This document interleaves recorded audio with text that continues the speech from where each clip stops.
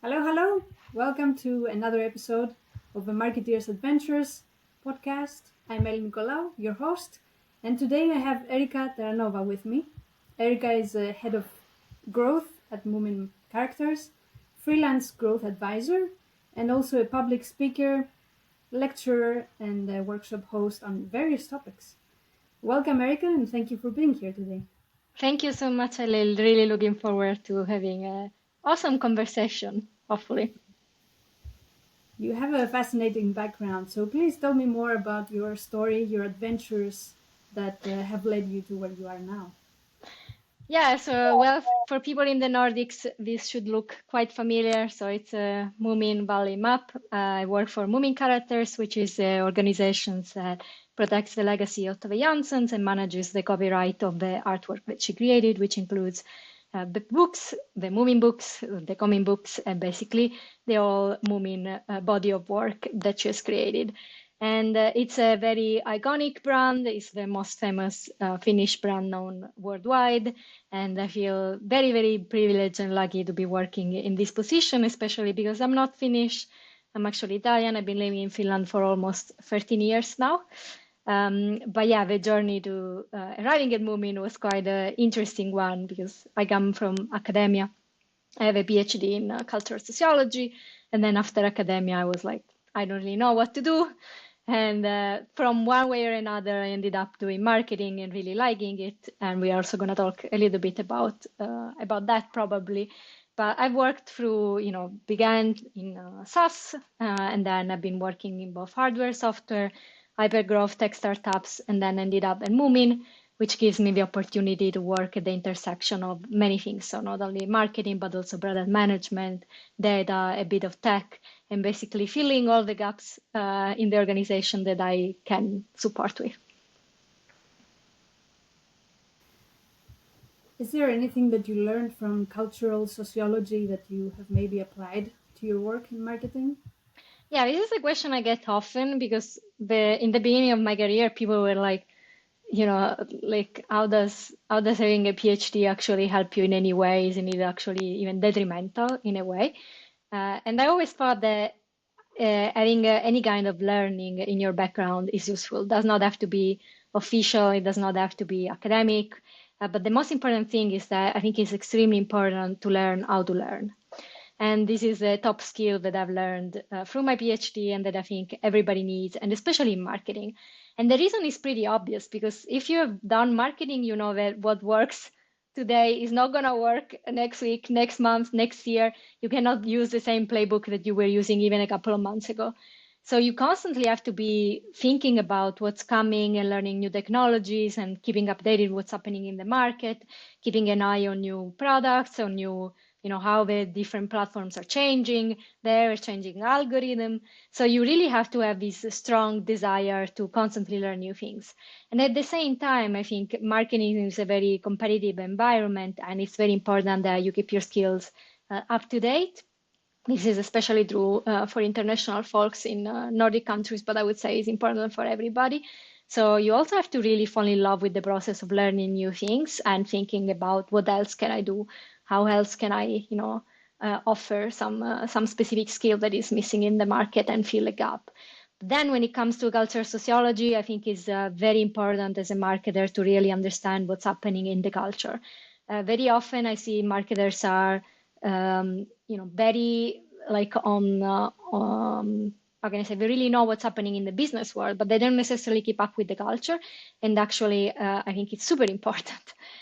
Obviously, more in B2C, but in any type of marketing, you really have to understand what is happening in the culture, like what people are talking about, what type of cultural conversations are happening, because one, that will help you prevent from making mistakes and from saying things or coming up with things that come up as out of touch or even offensive. But then it can also really amplify your message if you end up getting out with the right message at the right time. And this is kind of a known factor, like especially for people that work in brand and advertising. Very often the people that come up with the biggest ideas, they are not marketers. They are like sociologists, anthropologists, creatives, writers, people that have a lot of wide interests outside of just like I don't know, optimizing Facebook campaigns. So in a way, I think it has been super useful for me in terms of knowing how to study new things, knowing how to learn new things, giving me a desire and a curiosity for learning, which is, I think, essential for this career and probably for many others. And thirdly, to understand how important culture is when you are trying to talk to an audience, which is what we are trying to do in marketing at the end of the day, talking with people and reaching them with our message. How do you do that if you don't understand what else is going on, what the type of messages they are exposed to? How do you want to reach them? What is the best way to reach them, etc., etc. Yeah, it's definitely helpful to study different fields to get more innovation and creativity. You said you have a lot of responsibilities at work and you're connected with the different departments. So how do you juggle all the tasks? What processes do you have in place?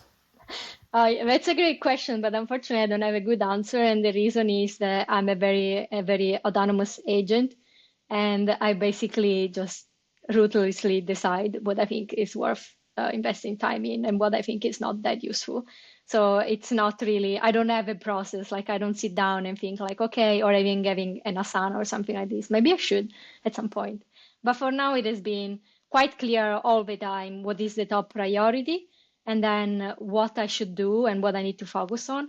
I do use OKRs. I've introduced OKRs inside the organization. I think they are quite useful to at least have a checkpoint to see like, okay, are we going in the right direction? So I'm not against like tracking in general. It's just like Moomin is a very special organization in that sense. And I sometimes feel that you need to always find the balance between finding what is the most important and identifying the gaps and not getting too worried about this is outside my little box. I think this is often a problem with marketers, especially in bigger organizations in which unfortunately you're not given much freedom. So you are asked to specialize and like stay inside your box. But then I think that is a very damaging mindset. If you are in a startup at the beginning of their journey, for example, I would expect a marketer to do a lot more things that are product related. Like if you're not helping the people building the product to actually understand is there a market for this product? How do we get the right feedback? How do we get the early users? If you don't have a clear, view of like what KPIs should we go after? What are we actually trying to do with this product? So if you're not more involved on the side of the product, how can you do marketing? And on the other end of the spectrum, if you are in a later stage organization and you notice that the biggest problem is, for example, that there is no communication and things are in silos and salespeople are not talking with marketing, classic problem in most B2B organizations, then you should spend time doing that instead of like just, I don't know, working on presentations. So I feel like it's very important for anybody working in marketing to be comfortable with like looking at the all holistic pictures and then seeing where can I have the most impact and then trying to do that as much as possible because otherwise you're also going to get stuck into doing the same thing every day, which is my definition of hell. I would get so bored.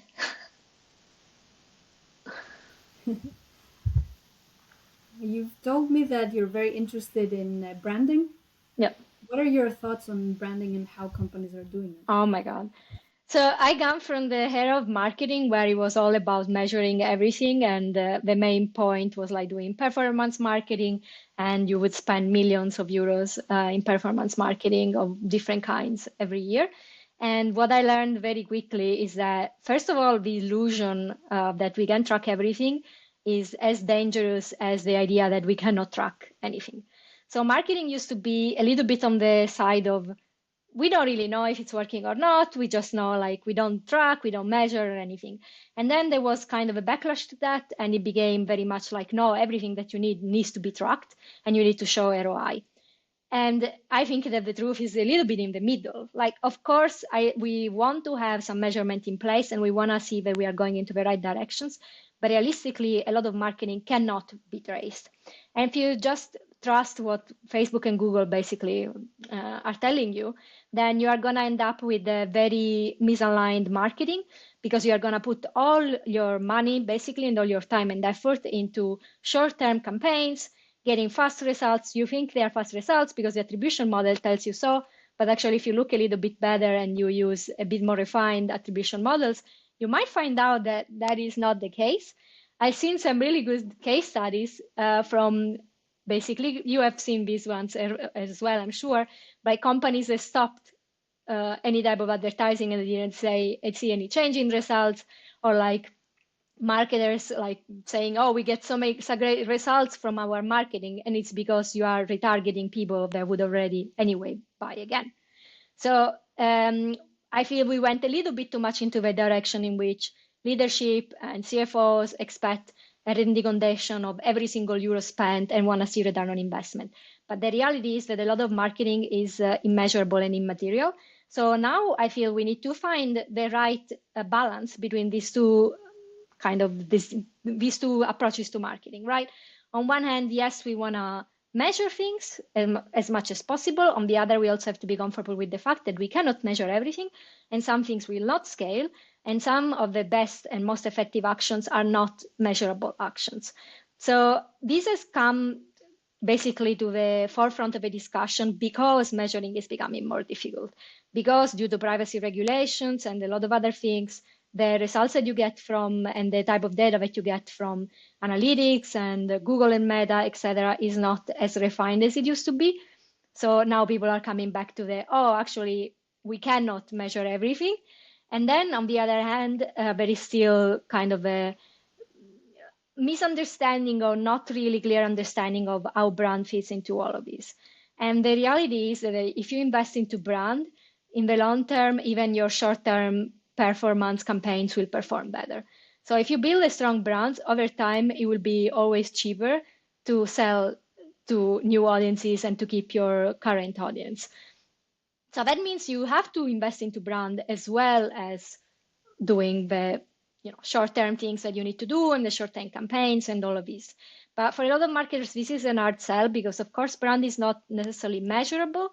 But for the founders that get it, for the leadership function that gets it, then they will understand that like building brand can take more effort, and it can also be like more long-term. But then you will build something that is more sustainable, is going to be more efficient, and is going to be more profitable in the long term. And if you manage to build a very strong brand and you are coherent, you understand your message, you understand who you're talking to, you understand your audience, then you can be much more successful in your niche than any other like brand that is like coming up. And maybe they have more money to spend, but that doesn't necessarily mean that they're going to be successful. Yeah, and another problem with this is that marketing is many times considered a cost instead of an investment, and that leads to even more obsession with optimizing and tracking and everything so that you can prove that marketing is working. Yeah.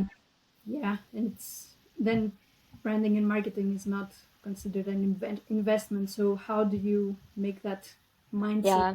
So first of all, I know this is like maybe too late for many people, but in the interview part of when if you are looking for a job, you need to really understand, does leadership get marketing?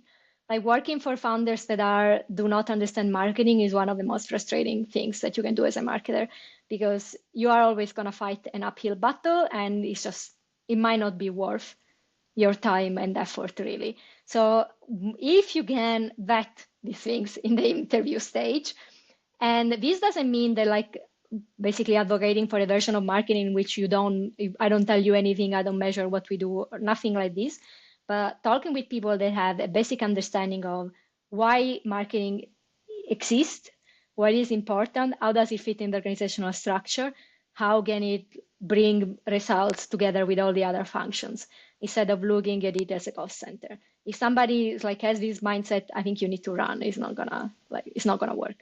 But let's say that you are in this position and you really want to change things around. I'm gonna give very practical examples. Usually this happens a lot in B2B companies, and that's because obviously when marketing is stuck doing lead acquisition and sales are the one closing the deals, it's very easy to end up with the idea like marketing is doing nothing and this lead sucks and blah, blah. My practical solution for that is abolish the distinction between sales and marketing. Build one growth team. You have the same goals. You have to work together. You are responsible for the same results. And that's one way to immediately overcome a lot of the problems, because the problems come from being siloed, and people are not going to do things if they are not getting rewarded for them, and that's very understandable. If it's not in what you are getting measured with at the end of the quarter or the year or whatever, why would you do it? You're not going to do it when you don't see the benefit. But if you have the same goals and you are working towards the same goals, that will foster collaboration, and that will force everybody to actually make things that have an impact. Because I think another problem is that uh, sometimes marketers are a little bit too hesitant to really focus on only the things that are likely to have an impact. And that's a tough question to ask. The question is like not doing necessarily what you're comfortable with, what you already know, but thinking, what is the one thing that I can do that is more likely to have an impact? And sometimes you take a bet and it might not pay off, but that needs to be your mindset, right? So if you are in a B2B company, I would say that is number one. Then if you are in a B2C company, I would say it's, and this is also true for B2B company, but a little bit more for B2C, you need to, first of all, get a good analyst. I had the best successes in my career come from having somebody who was helping me on the analyst side, so that when I went to like leadership and I was like, hey, I need this much money for a TV campaign, we cannot measure, I cannot tell you it's going to work, but I have a very good answer it's going to work. And then the analyst person would help me and like bring in like data to support what I was saying. That was easier sell. So that's one thing. Work very closely with the business analyst to get somebody in your corner to help you with that. And because you need to speak the same language as the leadership, right? You need to speak in what they understand and like give them numbers, give them something that is related to revenue. So that is very important. But then the other thing is like establish a testing mindset. So make it clear that like, hey, it's okay. I don't know. I don't have all the answers. I don't know what is going to work and what is not going to work. But we have to have this idea that like we test different things every month. That can be done in agile sprints, for example. If you work in an agile type of company, you can do it in very different ways, but you need to have this testing mindset in which is like, okay, we are going to do some actions like regularly, but then we need to have a little bit of budget and time to test different ideas all the time, because the biggest gains are coming from testing things that nobody else is testing. And you will be very surprised by sometimes the results of these tests. But if you find something that works, then you can scale it so much quicker, right?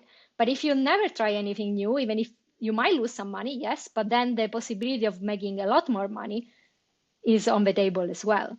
So this needs to be very clear. Make it clear that like you need to have a testing mindset. You need to make tests. Some tests will fail, but some will succeed. And get some budget and time reserved for tests on a regular basis. So these are very concrete ways in which I think you can try to overcome this problem. But if you are in an organization where leadership just doesn't get it, get out. Run away. Yes, I definitely agree that sales and marketing should be together. Do you have any tips on how to align product and marketing? Yeah. Because there is also some issues there. Yeah, so the first thing is like learn from product. I think marketers have a lot to learn from product. I actually started basically learning product management and doing product management as well. Started going to dailies. I am Scrum Master certified as well, do agile coaching, etc. So I started talking with a lot of people in product and I started learning from them.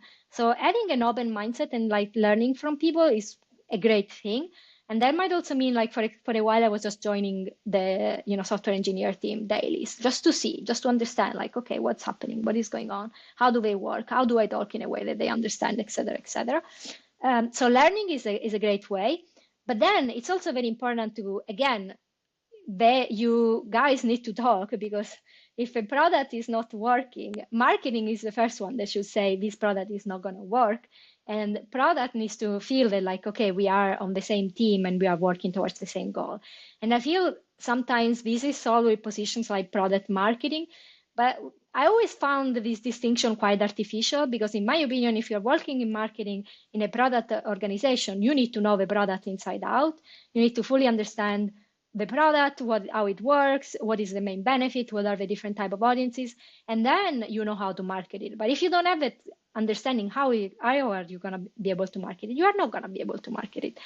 So then this means also going to product and be like, hey, So we like, first of all, I want to know this product. I need to understand how my product works, go to demos, go to calls, like understand what is happening, join the agile rituals if you can, like to try to understand what's happening and what's going on, read the product documentation, take a look at the backlog, and then bring something of value. Like if you start to see that, like, hey, for example, I see a lot of features here that are for this one thing, which yes, but actually what I see in the market is that people are really clamoring about this other thing and I don't see it anywhere. Maybe have a conversation with product. Maybe I will tell you, yeah, we are not prioritizing that this quarter because of X, Y, and Z reason. Or it might be like, okay, yes, we hadn't thought about it, help them get the message. And this also includes customer success. I feel so many great insights just come from doing some customer service, like reading those emails, reading those messages, listening in, understanding like what the customers are actually asking, what type of questions they have, what are the most common problems, like support customer success as much as possible because it's you have to get into this mind that it's not a funnel, it's a loop. And if you understand that, then it's going to be so much more successful overall. You want people not simply like, oh, they go into the lead acquisition, I take them, move them over to the next stage, I don't have to think about it, and that's it. And instead, you have to think about, okay, this is a funnel, and if we manage to amplify each stage, then it's going to become like a loop, and it will bring so much stronger growth overall. So we need to be much more comfortable with understanding and being part of the whole journey and not just like one small part of it. Definitely. Great tips. Thank you. You also like reading a lot. Yes. What do you like reading the most? Oh my God. Well, I'm big on classical literature, so a lot of the great classics of literatures are among my favorites. Everything from, Victor Hugo, Dostoevsky, Tolstoy, Thomas Mann, etc. But I also read a lot of contemporary literature nowadays, and I also read nonfiction. So I read a lot of books that are about interesting topics in general.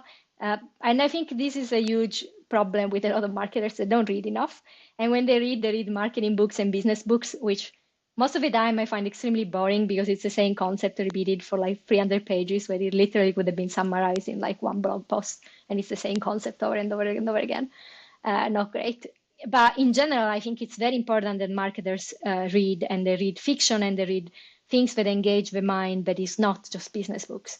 And this comes back to the thing that like you need to understand what's going on in the culture. You need to understand cultural phenomena. You need to be interested in what's happening around you. You need to be interested in social phenomenon.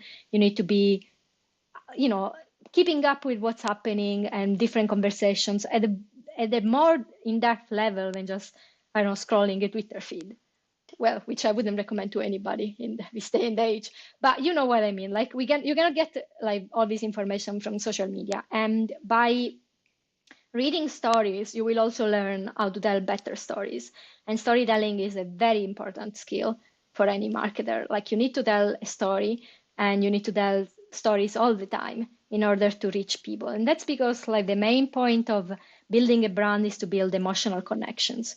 If you are building a brand, you need to understand that people will remember how you make them feel and what does your brand actually want to do. All the most successful in the brands in the world, they tell stories and they hook you up on some emotion, whether that emotion is recognition, is ambition, is desire to be perceived in a certain way, is community, is nostalgia, whatever it is, there is always an emotional connection to the strongest and biggest brands in the world. So you need to understand that. You need to know who this brand is, who are we talking with, and what emotions are we relying on. And to do that, you need to read. You need to know how to craft a story. You need to understand the pace of stories.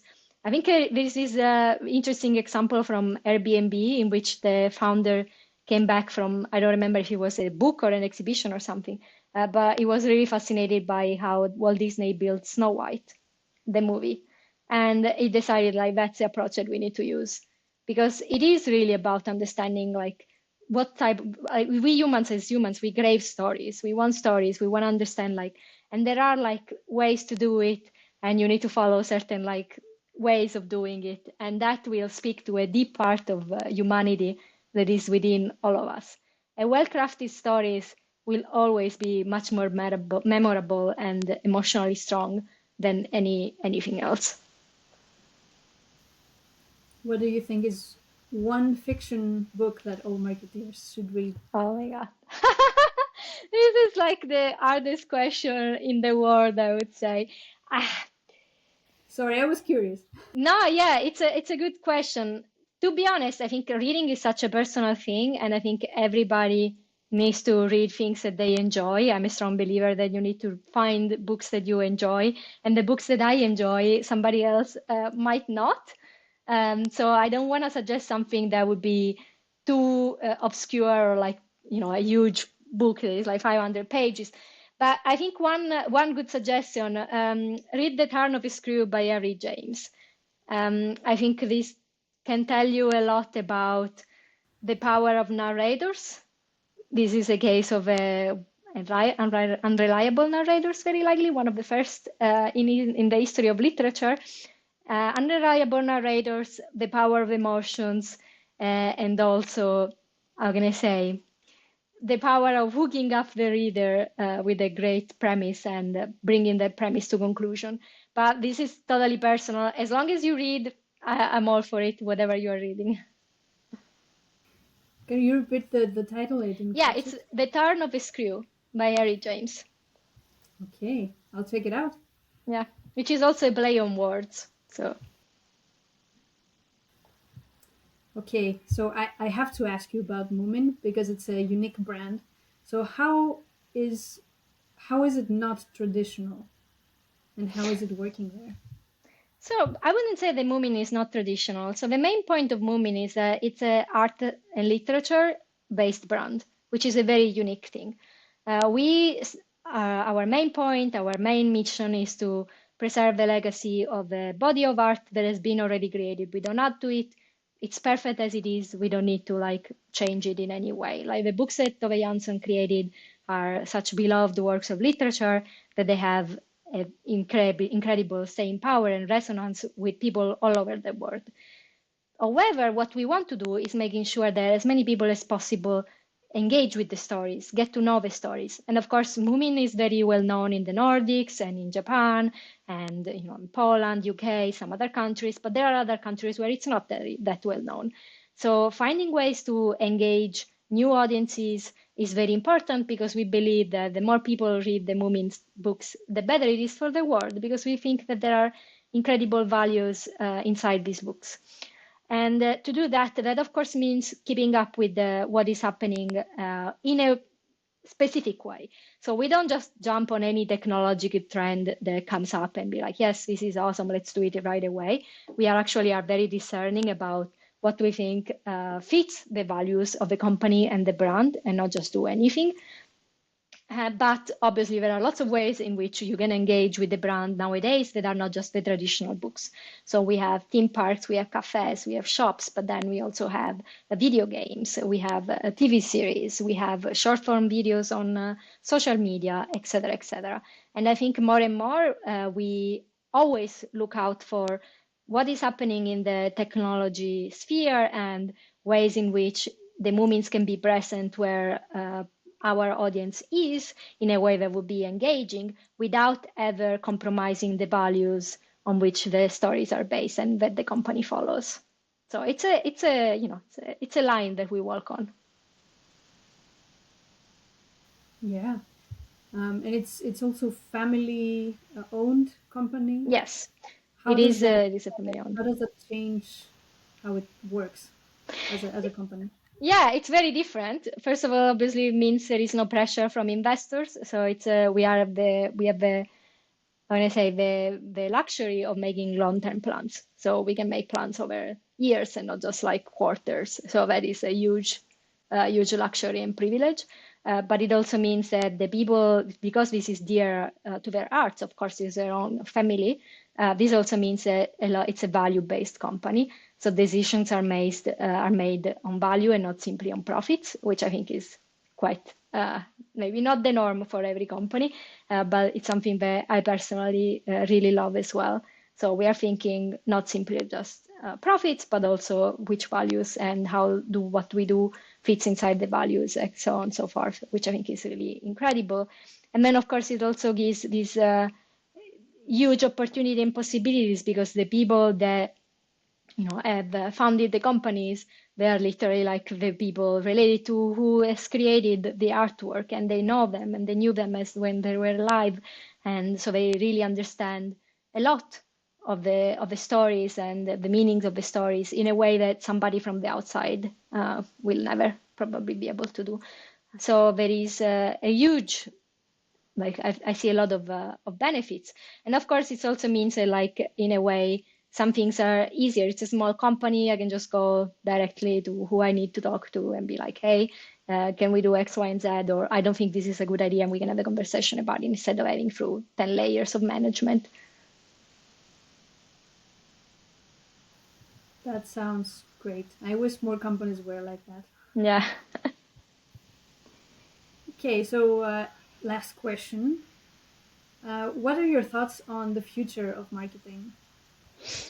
Yeah, that's a very good question. So I see obviously a couple of things. On one hand, we have what is looking like a significant decline in search traffic, and which has been a trend going on forever. Obviously, with Google basically wanting to give the traffic on Google, and the rise of zero-click attributions and things like this. But now with the AI overview rollout, this is gonna be significant, I think, for a lot of websites and lots of organizations. And so there is, I would say, the space is getting more and more crowded, and a lot of the things that are likely to help you stand out are things that are outside of a common marketing playbook. So return of physical experiences, for example, because we are online is such an overcrowded space that to stand out, you probably want to go back to physical touch points a lot.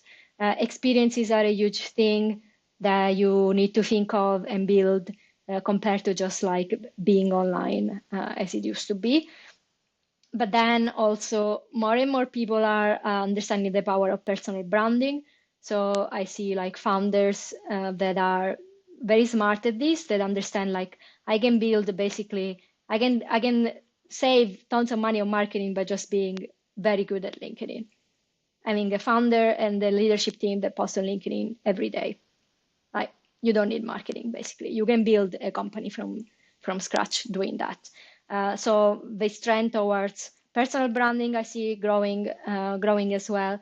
And then, of course, I think there is also what I hope will be a reasonable, I'm going to say, approach to AI. I'm not a big fan of AI, and this is obviously I work for a company that preserves the copyright of artists and writers, and we are not very fond of AI models just stealing everything without recognition or consent or compensation. So I'm not a big fan of AI models.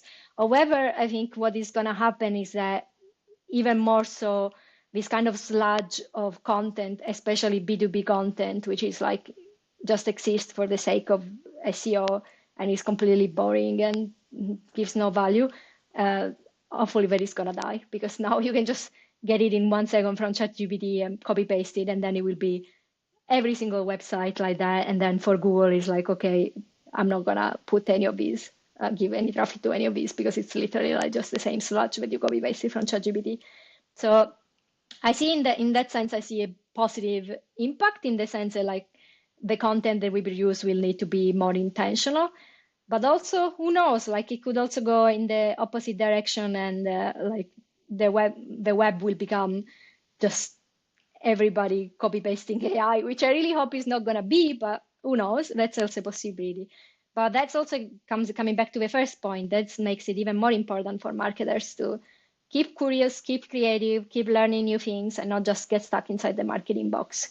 Because some parts of marketing, I think, will be automated, and it will require ability to adjust and to think of new skills and new things that you can contribute besides what has been the playbook of the 2010s.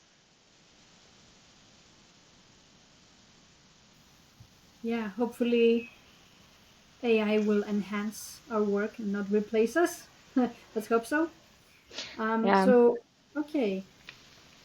So what you see is more physical experiences in the future, Um, and hmm?